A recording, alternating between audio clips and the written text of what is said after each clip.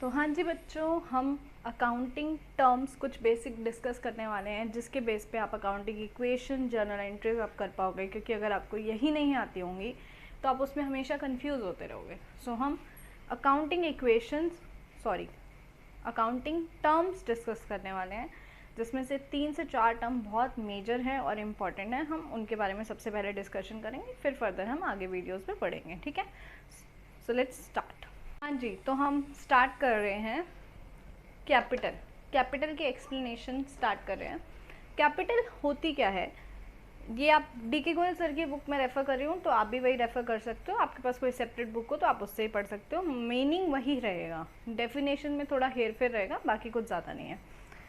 Capital क्या होती है, वो अमाउंट या कोई भी एसेट इन्वेस्ट करी है जो कि प्रोप्राइटर ने into the business. Is that clear? Hindi में रिपीट करती हूँ, कोई भी ऐसी चीज़ या मनी या कैश जो प्रोप्राइटर ने बिजनेस में इन्वेस्ट करा है उसको बोलते हैं हम कैपिटल। हम इसका एग्जाम्पल लेते हैं। सपोज करो राम है, उसने अपना बिजनेस स्टार्ट करना था। ठीक है, वो सोल प्रोप्राइटरशिप में अपना बिजनेस स्टार्ट करना चाहता है। उसके पास कैश है अप्रॉक्सीमेटली 3 लाख। तो वो कहता है चलो मैं बिज़नेस स्टार्ट कर लेता हूँ। लेकिन उसके पास फर्नीचर लेना था उसे वहाँ का बिज़नेस स्टार्ट करने के लिए, अपना ऑफिस सेटअप करने के लिए। तो वो फर्नीचर अपने घर से ले जाता है। That cost him approximately 2 lakhs। तो टोटलिटी में उसने अपने बिजनेस में कितने लगाए? 5 lakhs। तो this will be considered capital. तो ये क्लैरिटी रखना कि दिस इज नॉट कैपिटल जो कैश में आ रही है। काइंड में आने वाली चीज़ भी कैपिटल मानी जाएगी। ध्यान रखना, कैश में आए, काइंड में आए, किसी भी फॉर्म में आए, वो हम कैपिटल मानेंगे अगर एक प्रोप्राइटर अपने बिजनेस में लगा रहा है तो, इन्वेस्ट कर रहा है तो। ठीक है, तो कैपिटल क्लियर हो गया। नेक्स्ट हम बढ़ते हैं drawings.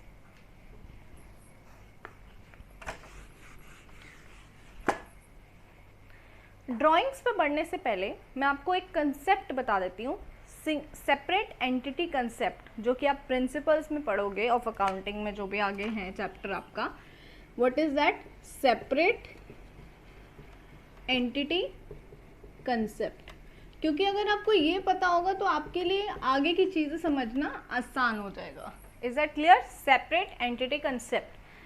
As per this concept what we consider या वट वी अज्यूम, हम क्या मानकर चलते हैं, क्या मानते हैं कि एक ऑर्गेनाइजेशन है, अगर सपोज ABC कंपनी या ABC firm, whatever you want to say, उसके अंदर अगर ABC पार्टनर्स हैं तो ये तीनों सेपरेट हैं फ्रॉम द फर्म। मतलब क्या, दोबारा रिपीट करती हूँ। Suppose this is a firm, इसके अंदर 3 पार्टनर है A, B एंड C। तो एज पर दिस कंसेप्ट ये कहना चाहता है कंसेप्ट कि ये तीनों के तीनों सेपरेट हैं इस फर्म से। हम ये नहीं मान के चलेंगे कि फर्म ही तीनों पार्टनर्स है या तीनों पार्टनर्स ही फर्म है। Same goes with sole proprietorship, जो हमने अभी राम का एग्जाम्पल लिया। अगर राम अपनी ऑर्गेनाइजेशन खोलता है, मतलब कुछ भी स्टार्ट करता है, वर्क स्टार्ट करता है, ऑफिस स्टार्ट करता है, तो we will assume Ram is a separate entity and जो उसका ऑफिस है that is a separate entity. ये तो मैंने आपको बताई इसकी अजम्पशन कि सेपरेट एंटिटी कंसेप्ट होता क्या है। ओके, अब ऐसा क्यों माना गया, उसके पीछे कारण भी है, वो हम डिस्कस करते हैं। ठीक है, उसके पीछे कारण ये है, देखो एक ऑर्गेनाइजेशन में सेपरेट एंटिटी का कंसेप्ट हम सोल प्रोप्राइटर से ज़्यादा रिलेट करते हैं, क्योंकि इसमें तो हम मान ही लेते हैं कि ये डिफरेंट है। सोल प्रोप्राइटर में हम कंफ्यूज रहते हैं कि वो सेम है, जबकि ऐसा नहीं है। पर हम ऐसा क्यों मान रहे हैं, उसके पीछे कारण क्या है, वो हम डिस्कस करने वाले हैं अब। सी बेसिकली उसने ऑफिस खोला, काम स्टार्ट करा, कुछ भी अपना काम स्टार्ट करा, ईयर एंड पे वो अपना चेक करेगा प्रॉफिट्स या लॉसेस। अगर हम उसे सेपरेट एंटिटी ना माने तो जब भी वो ऑर्गेनाइजेशन से सामान लेके जाएगा, या तो लगाएगा या लेकर जाएगा, अगर हम उसका रिकॉर्ड ना रखें तो हमें एक्चुअल प्रॉफिट्स और लॉसेस तो पता ही नहीं चलेंगे बिजनेस के। हमें कैसे पता चलेगा कि बिजनेस प्रॉफिट्स में चल रहा है कि लॉसेस में? तो उसको पता लगाने के लिए हम हमेशा ये अज्यूम करते हैं कि these both are separate entity. मतलब राम जो कैपिटल लगा रहा है वो बिजनेस को एक टाइम के बाद उसको वापस देनी है, और राम कभी भी जब बिजनेस से कुछ लेकर जाएगा तो हम उसका सेपरेट ट्रीटमेंट करेंगे। जब जब लाएगा तो हम उसे कैपिटल मानेंगे, और जब जब लेके जाएगा तो हम उसको सेपरेटली ट्रीट करेंगे। उसका दूसरा नाम क्या होता है? ड्राइंग्स। मतलब इसी से मैं दूसरा पॉइंट रिलेट कर देती हूँ। When a proprietor, owner, organisation में से कुछ भी विड्रॉ करके लेके जाएगा, कैश, काइंड, एनीथिंग, तो उसको हम ड्राइंग्स मानेंगे। अब मैंने आपको रीज़न बता दिया क्यों हम ड्राइंग्स कंसीडर कर रहे हैं, क्यों कैपिटल को अलग से कंसीडर कर रहे हैं। Because separate entity concept exist करता है। क्योंकि अगर ये नहीं होगा, हम इसको फॉलो नहीं करेंगे, तो हमारी ऑर्गेनाइजेशन कितना एक्चुअल में प्रॉफिट या लॉस कमा रही है हम पता नहीं लगा पाएंगे। तो इज दैट क्लियर? हम आगे बढ़े। ड्राइंग समझ आ गई? जब भी कोई प्रोप्राइटर अपनी ऑर्गेनाइजेशन से कुछ भी विड्रॉ करके लेकर जाएगा, वेदर इन कैश और वेदर इन काइंड, उसको हम क्या मानेंगे? ड्राइंग्स। Is that clear? मान लो कल को उसने ऑर्गेनाइजेशन खोली, एक किराना स्टोर खोली। क्या खोली? किराना स्टोर। यहाँ से वो अपने घर के लिए राशन लेकर जाता है, कुछ गेस्ट आते हैं तो कुछ ड्रिंक्स भी लेकर जाता है, तो उसको ये एज अ ड्राइंग्स रिकॉर्ड करनी पड़ेंगी। क्योंकि अगर वो रिकॉर्ड नहीं करेगा तो उसको अपने बिजनेस के एक्चुअल प्रॉफिट्स और लॉसेस का पता नहीं चलेगा। ठीक है? आई थिंक सबको ये कंसेप्ट समझ आ गया होगा। जी, तो अगला हमारा है लायबिलिटी। अब लायबिलिटी क्या होती है उसको समझने से पहले हम अकाउंटिंग इक्वेशन समझते हैं। ठीक है? अगर वो समझ आ गई तो लायबिलिटी भी समझ आ जाएगी। What is that? Assets minus liabilities is equal to capital. Assets is equal to capital plus liabilities. आप कैसे भी बोल लीजिए। ठीक है? बस कुछ नहीं करा, सेकंड में मैं इसको उधर ले गई तो वो प्लस में हो गया।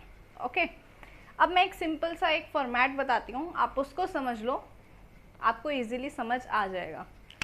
सी, दिस इज बैलेंस शीट। यहाँ पर आती हैं लायबिलिटीज और यहाँ पर आती हैं एसेट्स। करेक्ट? यहाँ पर लेफ्ट साइड पे लायबिलिटीज, राइट साइड पे एसेट्स। अब एसेट्स में बहुत सारी एसेट्स आती हैं, फिक्स एसेट्स आती हैं, करंट एसेट्स आती हैं। लायबिलिटीज में क्या क्या आता है? One is capital, another one is liabilities. Liabilities के आगे दो part, non current liability and current liabilities. और इन सब का टोटल जो भी फिगर आएगी सेम यहाँ पर आता है, या यूँ कहिए आना चाहिए, दोनों मैच होनी चाहिए। तो मतलब क्या है कि कैपिटल और लायबिलिटीज का जो टोटल होता है इज इक्विवेलेंट टू एसेट्स के टोटल में। आई थिंक ये फॉर्मूला फिट बैठ रहा है कि assets is equal to capital plus liability. ठीक है? अभी मैं इसको ज़्यादा डिटेल में नहीं जा पा रही क्योंकि मैंने अभी बाकी चीज़ें नहीं समझाई हैं, सिर्फ हल्का सा आइडिया दे रही हूँ मैं इसमें। ओके? तो आगे बढ़ते हैं।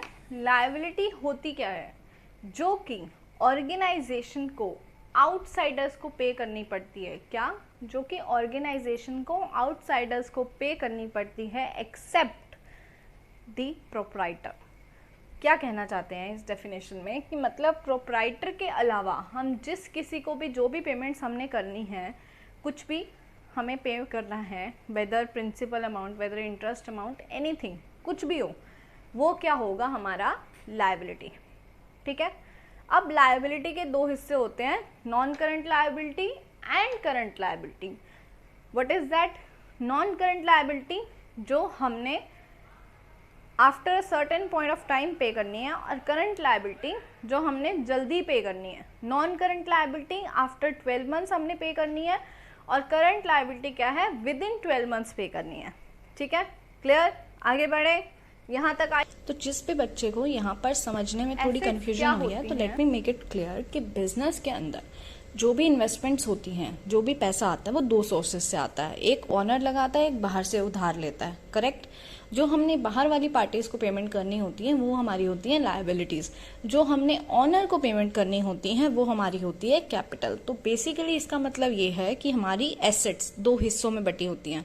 वन कैपिटल के थ्रू फाइनेंस होती है, सेकंड एक्सटर्नल लायबिलिटीज के थ्रू फाइनेंस होती है। तो इसीलिए अकाउंटिंग इक्वेशन का मीनिंग हो गया assets is equal to capital plus liability. I hope मैंने अच्छे से समझा दिया हो। अगर कंफ्यूजन हो तो फिर कभी सेपरेट वीडियो बना दूंगी।